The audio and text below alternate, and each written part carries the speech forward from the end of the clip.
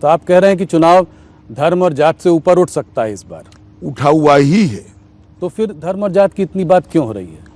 हर भाषण में धर्म और हर बात। एक ट्रेडिशन पड़ी थी कांग्रेस के जमाने से, सपा बसपा ने उसको और गहराया, कुछ बार सफल भी हुए थे पास्ट में, मगर अब मुझे लगता है धीरे धीरे धीरे ये कम होता जा रहा है।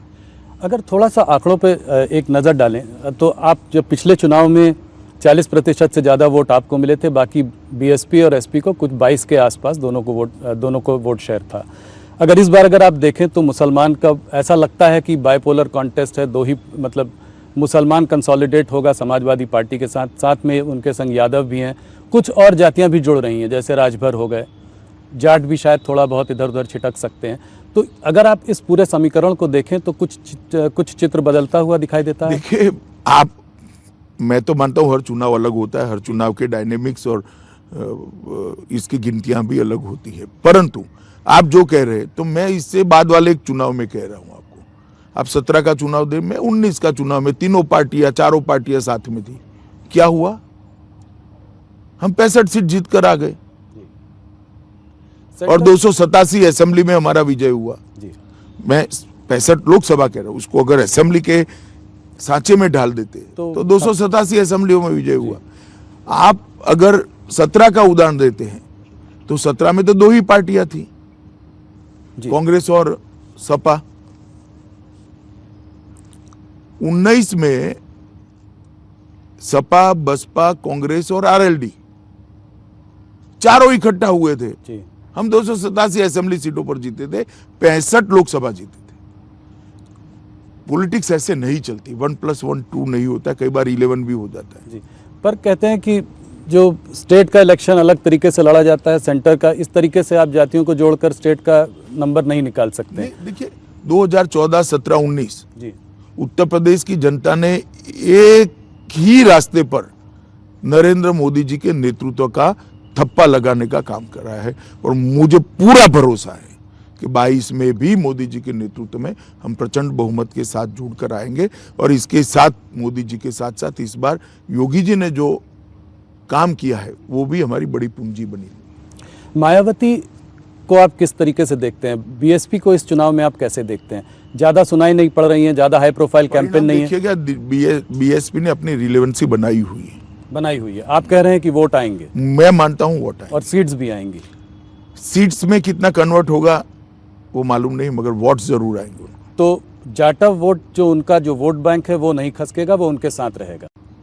और कोई वोट बैंक भी जुड़ेगा। मुसलमान भी काफी बड़ी मात्रा में जुड़ रहे हैं। मुसलमान बीएसपी को भी काफी बड़ी मात्रा में वोट देंगे, काफी सीटों पे। तो उससे जो है उसका फायदा आपको मिलेगा, क्योंकि एसपी और बीएसपी। देखिए फायदा नुकसान ऐसे नहीं होता है, वो सीट स्पेसिफिक होता है। इस प्रकार का आकलन नहीं लग सकता पॉलिटिक्स में, परंतु बीएसपी की रिलेवेंसी खत्म हुई है, वो बात ठीक नहीं। पर मायावती और बीजेपी का कोई गठबंधन होने का कोई पॉसिबिलिटी, कोई आगे जाकर राहुल भाई आप समझते नहीं, गठबंधन की जरूरत ही नहीं है। हम प्रचंड बहुमत से स्वयं ही सरकार बनाने जा रहे हैं। समर्थन तो बाद में, अच्छा काम करने में सबका चाहिए, सपा का भी चाहिए, ओपोजिशन का रत्नात्मक समर्थन तो चाहिए ही चाहिए, परंतु सरकार बनाने के लिए किसी की जरूरत नहीं पड़ेगी। भारतीय जनता पार्टी अकेले बहुमत प्राप्त करेंगे। हमारे पास जो दल है, 2 दल है, वो भी अच्छी सीटें प्राप्त करेंगे।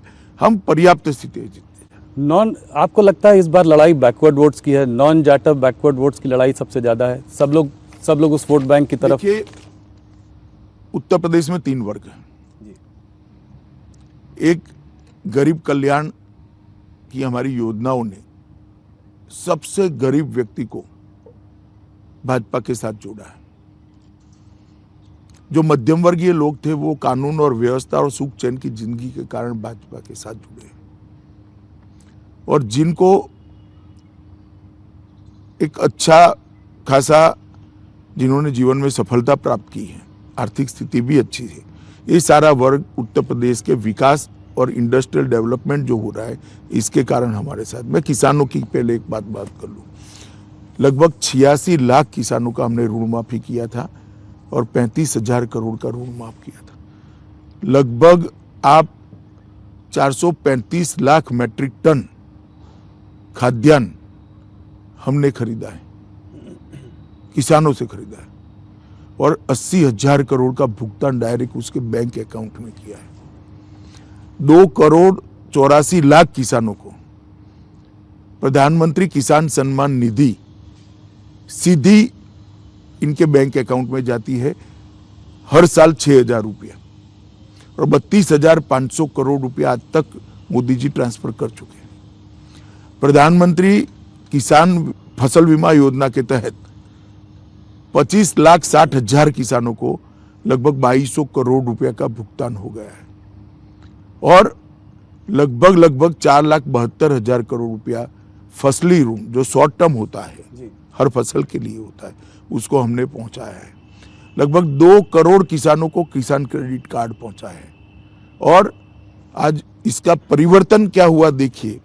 यूपी गन्ना, चीनी, गेहूं, आलू, हरी मटर, आम, आंवला और दूध, इस सब में देश में नंबर 1 बना है जो 5 साल पहले किसी भी चीज में नहीं था। अब अखिलेश जी कह रहे हैं कि मुद्दों से भटक रहे। भैया हम तो नहीं भटक रहे, आप इसका जवाब दो।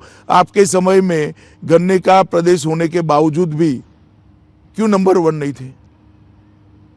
दूध का उत्पादन इतना ठेठ पानी होने के बावजूद भी क्यों नंबर 1 नहीं थे? गेहूं में क्यों नंबर 1 नहीं थे? आप बताओ। क्योंकि आपने परफॉर्म नहीं किया था और हमने ढेर सारा गेहूं, दलहन, चावल सब चीज में उत्पादन को बढ़ाया है और बहुत बड़ा भुगतान भी किसानों को किया। फार्मर एजिटेशन की वजह से उनके अंदर कोई रोष नहीं है? देखिए, एक परसेप्शन बनाने का जरूर प्रयास किया गया मगर सफल नहीं हुए। किसान हमारे साथ है। ब्राह्मण वोट बैंक की अगर बात करें तो इस बार ब्राह्मण वोट अखिलेश जी काफी जोरों में उनको वो करने की कोशिश कर रहे हैं, कह रहे हैं परशुराम जयंती भी हम मनाएंगे जब हम लोग आ जाएंगे। इस पर आप क्या देखते हैं? मैं इसको कहता हूं मुद्दों से भटकना। अब कह रहे हैं कि अखिलेश जी मुद्दों से भटक रहे हैं। भाई जातिवाद की बात करना मुद्दों से भटकना ही तो हुआ। हम तो गरीब की बात कर रहे हैं, हम शहरी वोटर की बात कर रहे हैं, मध्यम वर्ग की बात कर रहे हैं। हमने तो जाति की बात नहीं करी कभी। इस चुनाव में आप ओवैसी फैक्टर को कितना बड़ा मानते हैं? उन्होंने बिहार में काफी डेंट किया। मुस्लिम ओवैसी जी देश भर में दौरा करते हैं, अपना विचार रखते हैं। इस बार उनके काफिले पर गोली भी चल गई। माइनॉरिटी को एड्रेस करते हैं वो जी, और उनको वोट भी मिलता है हर बार। बिहार में मिला था पर बंगाल में नहीं मिला। हाँ, मतलब हर चुनाव में ऐसा होना संभव नहीं है मगर एक आकर्षण का केंद्र तो युवाओं में बने हो। और उनके ऊपर हमला भी हुआ था। हमला भी हुआ है जी। आप लोगों की लॉ एंड ऑर्डर सिचुएशन वहाँ अच्छी है मगर उन पर हमला हुआ।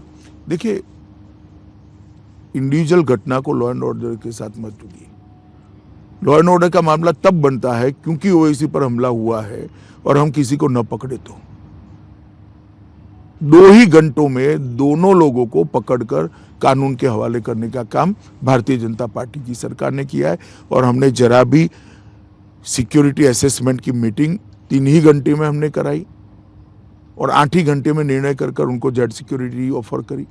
हालांकि उन्होंने नहीं ली वो अलग बात है, परंतु हमने हमारी ओर से कोई कसर नहीं छोड़ी है।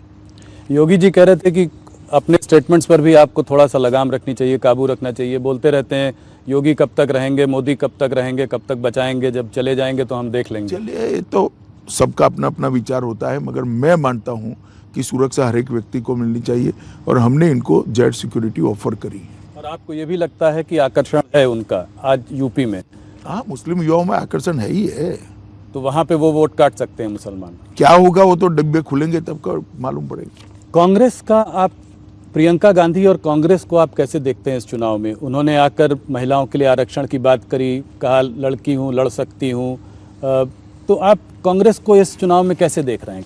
उनका 6% वोट शेयर था इस बार। एक बड़े राज्य में चुनाव अभी रिसेंट पास्ट में हुआ, वो कलकत्ते में हुआ जी, जहाँ 0 सीटें आई।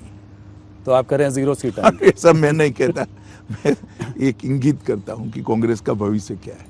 उनके पंजाब के मुख्यमंत्री चन्नी जी ने तंज कसा और प्रियंका जी उनके साथ थी, कहा कि किसी भैया को हम यहाँ नहीं आने देंगे सरकार बनाने के लिए। देखिए, कांग्रेस की आदत है जी, हर जगह अलग अलग बात करना, मगर मैं मानता हूँ कि इस प्रकार का स्टेटमेंट स्वस्थ समाज के लिए ठीक नहीं है।